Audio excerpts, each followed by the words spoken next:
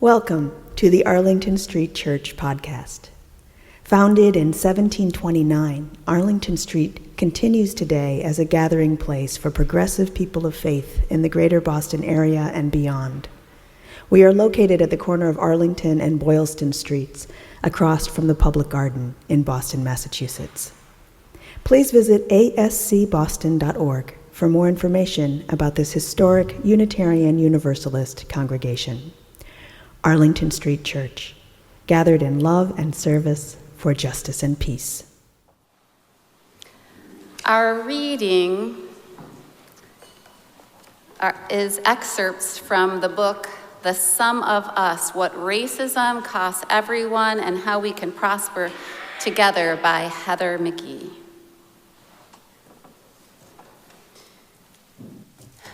The American landscape was once graced with resplendent swimming pools, some big enough to hold thousands of swimmers at a time. In the 1920s, towns and cities tried to outdo one another by building the most elaborate pools. In the 1930s, the Works Progress Administration put people to work building hundreds more. By World War II, the country's 2,000 pools were glittering symbols of a new commitment by local officials to the quality of life for their residents, allowing tens of thousands of people to socialize together for free. By the 1950s, the fight to integrate America's prized public swimming pools would demonstrate the limits of white commitment to public goods. In Montgomery, Alabama, the Oak Park pool was the grandest one for miles, the crown jewel of the Parks Department that also included a zoo, a community center, and a dozen other public parks. Dorothy Moore was a white teenage lifeguard when a federal court deemed the town's segregated recreation unconstitutional. Suddenly, Black children would be able to wade into the deep end with white children at the Oak Park pool. At the rec center, Black elders would get chairs at the card table. The reaction of the city council was swift. Effective January 1st, 1959, the Parks Department would be no more. The council decided to drain the pool rather than share it with their Black neighbors. Of course, the decision meant that white families lost a public resource as well. It was miserable, Mrs. Moore told a reporter 5 decades later. Uncomprehending white children cried as the city contractors poured dirt in the pool, paved it over, and seeded it with grass that was green by the time summer came along again. To defy desegregation, Montgomery would go on to close every single public park and padlock the doors of the community center. It even sold off the animals in the zoo. The entire public park system would stay closed for over a decade. Even after it reopened, they never rebuilt the pool. Today, we don't even notice the absence of the grand pools in our communities. Where grass grows over former sites, there are no plaques to tell the story of how racism drained the pool. But the spirit that drained these public goods lives on. The impulse now manifests itself in subtler fashion, more often in a pool of public resources than a literal one. So ends the reading.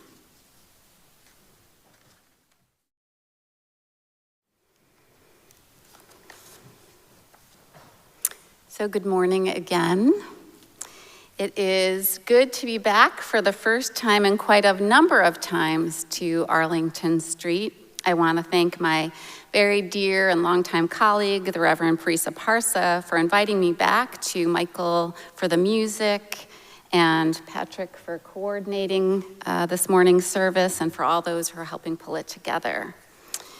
My colleague Maggie Paula is here somewhere, I think, and she will be in the social hour with me in case you have questions about the work of the urban ministry after today's service.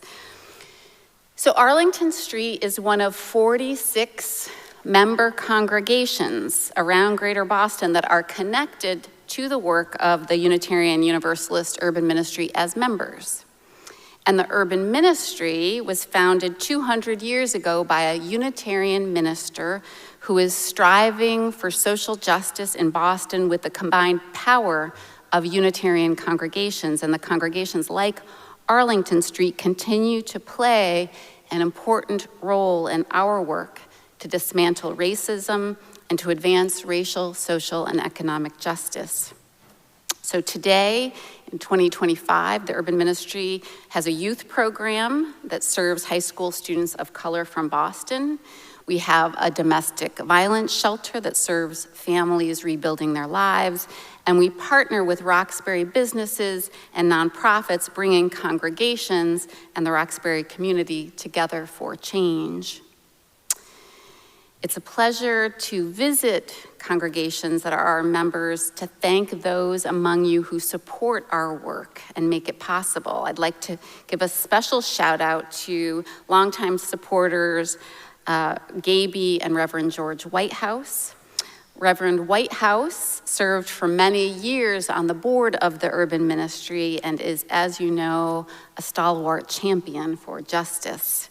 And I also want to lift up our good friends like John and Wendy Ellertson, who love this congregation, and they are pillars of the Roxbury neighborhood where we stand and great friends of ours. And I want to thank supporters that include John and Dorothy Batiste, Sarah and Patrick Cooleybeck, Alma Antonietti, Gail Jenez. And thank all of you for supporting our Renewal House domestic violence shelter for 30 years. You have faithfully given, so thank you. It's good to be here to appreciate you.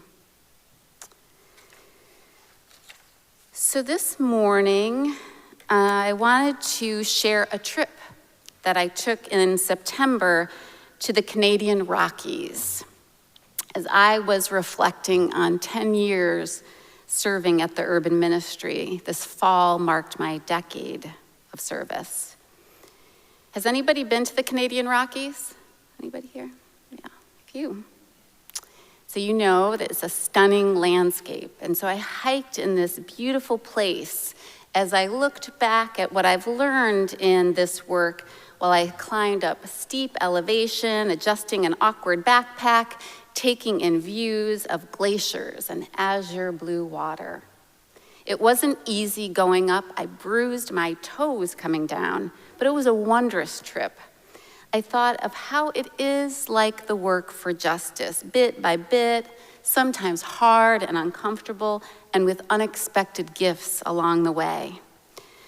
I looked back at arriving in Roxbury in November of 2014, when it became clear that the work before us was more than our programs. There was a core question beneath. How would we address racism in Greater Boston? We're an historically white-led organization in the heart of Boston's historic African-American community. And we're encircled by suburban, a few urban, mostly white congregations who are reaching out to us to help make change. I was gripped by the challenge and the potential and how much I had to learn to get my arms around it. But before I could do that, before I could get my arms around it, I was called on to preach in pulpits like this. And I brought no expertise that first season, no profound message. I brought my questions. What did it mean to be a white-led organization in Roxbury? How do we forge real relationships across difference? How do we make change that really matters? And I began simply listening, learning, and following. In these 10 years, the police officers who killed Michael Brown were not indicted, sparking the Black Lives Matter movement. We witnessed the election of 2016 and the killing of George Floyd. White people were shaken out of a collective slumber. We learned that the waters of racism in the United States go deep. And the more that I've learned, the deeper those waters go. I first learned about health, wealth, and educational disparities that mean Black people live poorer and die sooner than white people. There is a 23-year difference in life expectancy in Roxbury and Whiteback Bay just 1 mile away. And the waters went deeper still. I learned about the racism baked into the systems that create those statistics, the prison, healthcare, and food systems. African Americans are incarcerated at 5 times the rate of white people. Only half of African Americans have private health insurance versus 75% of white people, and 22% of Black people in the United States experience food insecurity, twice the rate of white people, and I have no doubt that that number is going to increase in the weeks and months ahead. And the deep waters grew colder. I learned how these systems are rooted in enslavement, how the police system grew out of slave patrols, how founding fathers like Thomas Jefferson were themselves enslavers whose economic well-being was secured through bondage, how after the Civil War, the prison system replaced enslavement as Blacks were charged with petty crimes and sentenced to hard labor, sometimes in the very same fields where plantations once stood. I learned we cannot disentangle modern educational, housing, and economic systems from this history. Racism isn't a fistful of solvable problems, it is foundational. And to move forward in any meaningful way in our nation's and our region's social ailments, we must face it together. I packed a book on my trip to the Rockies. It was the book that I read from earlier, The Sum of Us, by researcher Heather McGee. She began her research after the 2016 election when many of us were asking, why didn't people vote in their own self-interest? Do people remember asking that question? Why do people not vote in their own self-interest? Asking it now as well. She looked at the racism that showed itself in the election and in our nation's political turmoil. Her thesis is this: our country's ongoing struggle for meaningful healthcare reform, positive economic change, even investment in infrastructure like roadways, our struggle to achieve collective good despite our abundant wealth and resources can be traced to enslavement. White people, McGee writes, have been conditioned to believe in a zero-sum equation. If people of color gain, they lose. And the stronger a person's racial resentment, the likelier to reject policies and investments that benefit all of us, including themselves. McGee asserts that etched deeply into the white psyche is a value placed on whiteness. And when whites see Black people in the swimming pool, they'd rather not have a pool than to be in it with them and erase the status conferred by whiteness.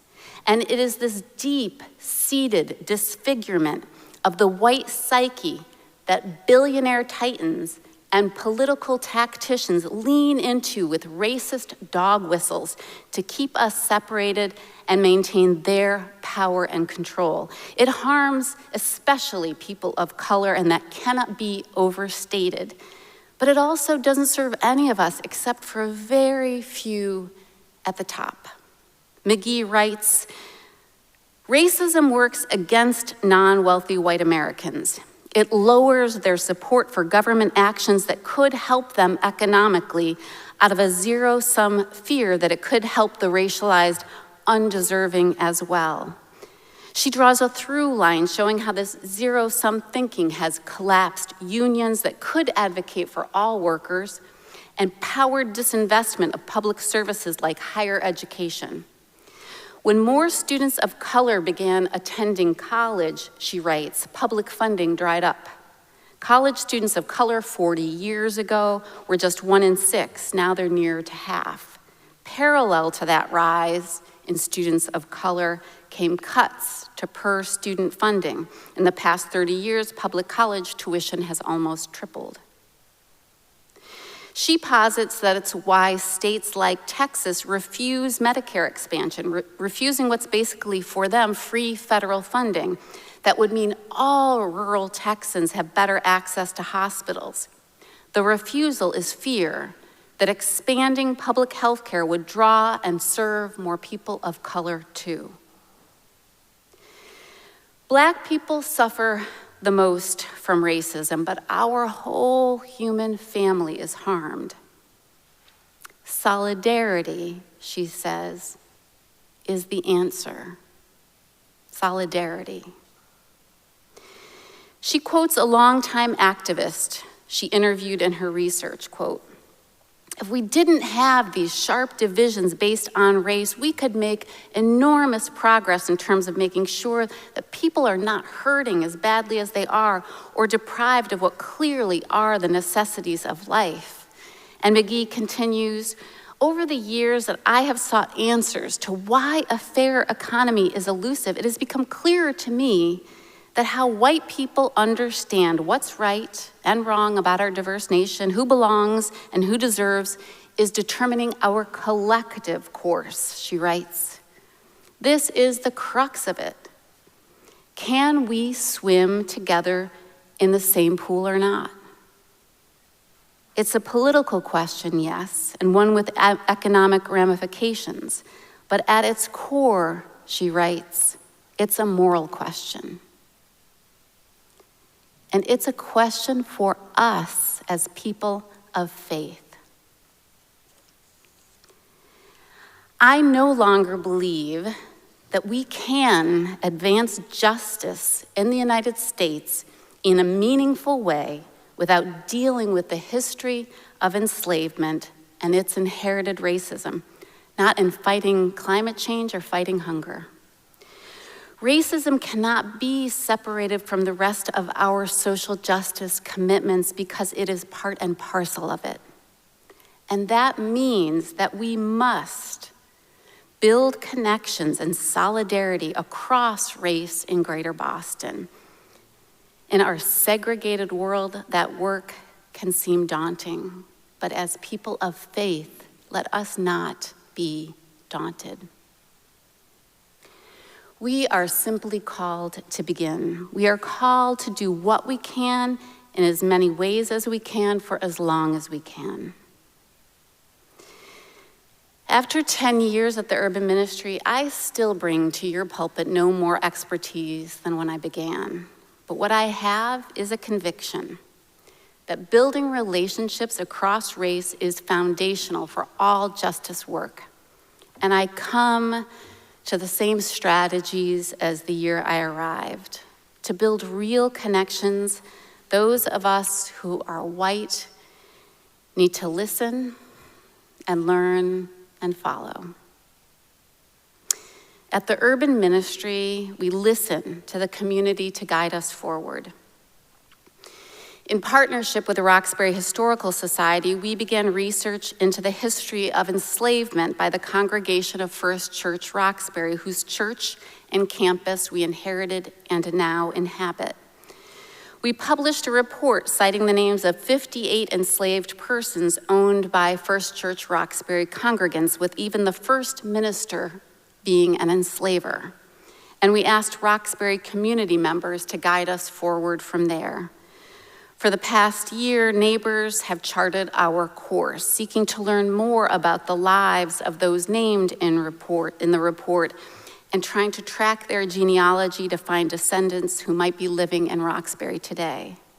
It might seem that the urgency would be confronting the racial injustices happening right now, and yes, that is important, but the Black community says this also matters. Historic truth-telling, making the past visible, and deeply honoring the lives of those who are dishonored by our religious ancestors. This matters urgently too. and we learn. For the past 5 years, we've held a series of webinar lectures called Community Conversations, in which we invite in African American leaders to talk about the challenges facing the Black community in Boston. They've spoken on gentrification and displacement, educational inequity, the racial wealth gap. We learn for an ever-deepening understanding of past and present. We've built a tours program that is led by local community members that highlights the history of the Roxbury neighborhood that we stand in. These tours tell the story of public art in Nubian Square, how the glorious public murals grew out of the work of graffiti artists that were targeted by the city, or about the trees in Roxbury and how important and threatened the urban tree canopy is. Students of color in our after-school program design their own tours of our neighborhood, highlighting what matters most to them about their community. And they share these tours and stories with visiting Unitarian Universalist youth from around the country. Maybe Tulsa can come one day. Young people share history and hope with other young people. And we follow. Our work in partnership has deepened. When the NAACP asked us to fill a bus to go to Washington, D.C., Unitarian Universalists filled the bus and went to Washington, D.C. As the Louis D. Brown Peace Institute addresses violence in the city, we stand behind them, inviting congregations to join the Mother's Day Walk for Peace in Dorchester. When the housing advocacy group City Life asks us to stuff envelopes for a mailing, we stuff envelopes. We build solidarity by showing up again and again in a spirit of listening and learning. When you enter the doors of the urban ministry, you'll see on the wall a quote by the Aboriginal activist Lila Watson. It says, "If you are here to help me, you're wasting your time.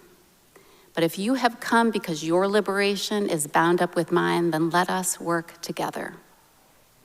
These words resonate as a spiritual truth. But there's a very concrete truth there too, that the sum of us reminds us, the truth that until we grapple with the history of enslavement and racism and bridge our divide and commit to working in solidarity, we will not be free, not any of us, of all that ails us. We need to work together. On my long last hike in the Canadian Rockies, we climbed up Larch Valley to Sentinel Pass, steadily making a 2,500-foot elevation gain to a stunning view, and then we began our descent. And as we descended, we came upon startled hikers warning that a grizzly bear was along the trail ahead. She was in a state of what is called hyperphagia, a trance-like focus on eating enough calories for winter. Our hike leaders reminded us of what is called for when faced with grave danger. Make noise, people, and stick together. And so we held close and began singing until we were safely through and the trail ended. That's what will get us through the hard and dangerous days ahead, friends. Let us sing loudly, reach out to the whole human family, and stick together. And amen.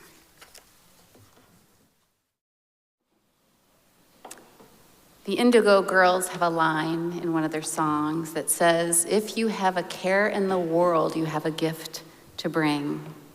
Whatever is troubling you calls you forward, and you are enough.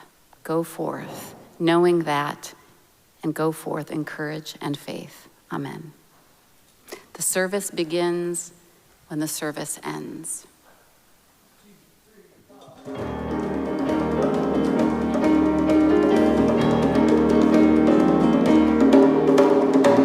Where you go, I will go, beloved. Where you go, I will go. Where you go, I will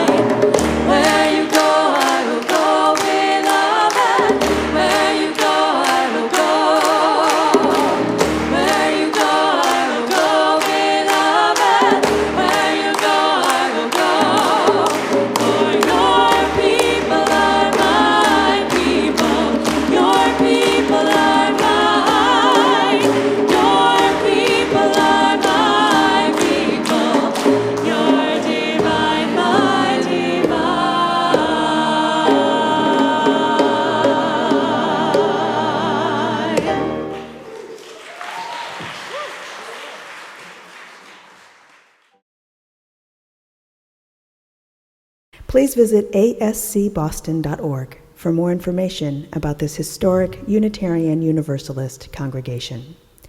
Arlington Street Church, gathered in love and service for justice and peace.